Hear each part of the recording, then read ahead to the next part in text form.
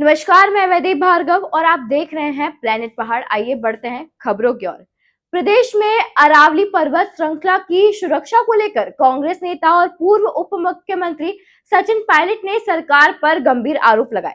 जयपुर में एनएसयूआई की अरावली बचाओ पदयात्रा को संबोधित करते हुए पायलट ने कहा कि अरावली केवल पहाड़ नहीं बल्कि उत्तर भारत के करोड़ों लोगों के लिए पर्यावरण और सुरक्षा की ढाल है।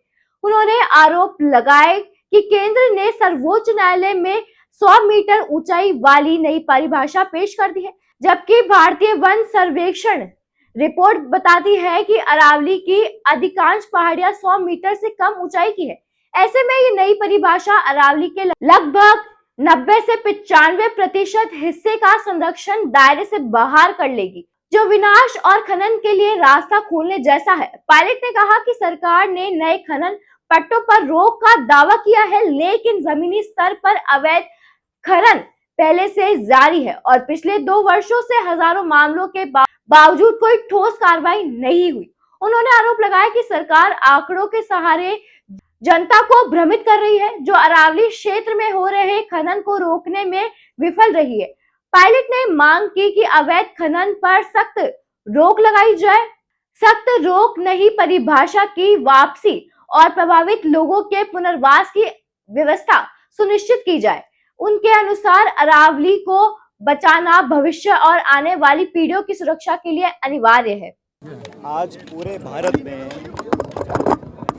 राजस्थान में लोग इस बात की चर्चा कर रहे हैं, लोगों को चिंता खाई जा रही है कि जो पर्वतमाला आदिकाल से करोड़ों लोगों के लिए एक सुरक्षा कवच बना हुआ था, एक ढाल बनी हुई थी, उसको जानबूझकर खतरे की दिशा में कौन डाल रहा है। और कोर्ट का जो हाल ही में वक्तव्य आया है, उसमें सरकार की बात को माना गया कि पर्वत की जो ऊंचाई है वो 100 मीटर मान ली जाए। फॉरेस्ट सर्वे ऑफ इंडिया का ये आंकड़ा है कि अरावलियों के पहाड़ों के अंदर 1,18,000 पहाड़ ऐसे हैं जो 100 मीटर से नीचे हैं और मात्र 1,048 पहाड़ ऐसे हैं जो 100 मीटर के ऊपर हैं। मतलब 90% से ज़्यादा जो अरावली का क्षेत्र है वो परिभाषा से बाहर हो जाएगा, वो सुरक्षित हो जाएगा। अब सरकार बोल रही है कि हम बिना परमिशन के इजाज़त नहीं देंगे। इस प्रकार के बैन पिछले 20 साल से अरावली में लगे हुए हैं, हरियाणा दिल्ली में लगे हुए हैं। लेकिन जो अवैध खनन हो रहा है, जो सरकार की नाक के नीचे अवैध खनन आज भी जारी है, उसको रोकने की सरकार क्या कर रही है? आने वाली पीढ़ियों का भविष्य अंधकार में डालना चाहते हैं। इतना प्रदूषण देश के अंदर है और जो रेगिस्तान का फैलाव है राजस्थान में, वो रुका हुआ है अरावली पर्वतमाला की वजह से। अगर वो कुछ सालों के बाद नष्ट हो जाएगा तो दिल्ली तक रेगिस्तान पहुंच सकता है। चाहे वायु प्रदूषण हो, ग्राउंड वाटर हो, इकोलॉजी हो, बायोडाइवर्सिटी हो, हवा का प्रदूषण हो, उस सब में ये एक सुरक्षा कवच ढाल हमारे लिए है। और मुझे लगता है कि सरकार या तो विवश है या मजबूर है या नीयत में कोई कमी है कि बार बार क्लैरिफिकेशन दे रहे हैं, स्पष्टीकरण कर रहे हैं, लेकिन अभी तक इस मामले को सुलझाने के लिए सुप्रीम कोर्ट सरकार नहीं गई है ताकि परिभाषा को दोबारा से प्रस्तुत किया जाए।